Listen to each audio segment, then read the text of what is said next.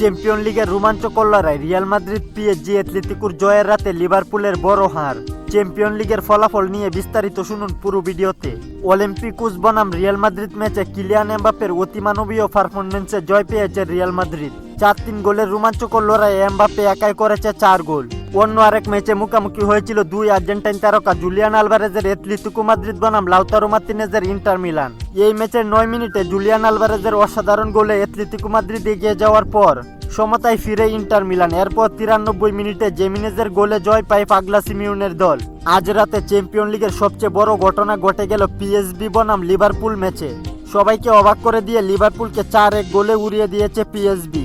অন্যদিকে টটেনহামের বিপক্ষে পিএসজি পেয়েছে 5-3 গোলের বড় জয়। পিএসজির হয়ে এই ম্যাচে হ্যাটট্রিক করেছে বিতিনহা। টটেনহামের হয়ে গোল পেয়েছেন রিচার্লিসন। আরেক হাই ভোল্টেজ ম্যাচে জার্মান জায়ান্ট ব্রায়ান মিনুটকে 3-1 গোলে হারিয়েছে ইংলিশ জায়ান্ট আর্সেনাল। এই ম্যাচে 77তম মিনিটে একটি গোল করেছেন ব্রাজিলিয়ান তারকা মার্তিনেল্লি। খেলাধুলার সকল গুরুত্বপূর্ণ আপডেট পেতে আমাদের চ্যানেলটি সাবস্ক্রাইব করে পাশেই থাকুন।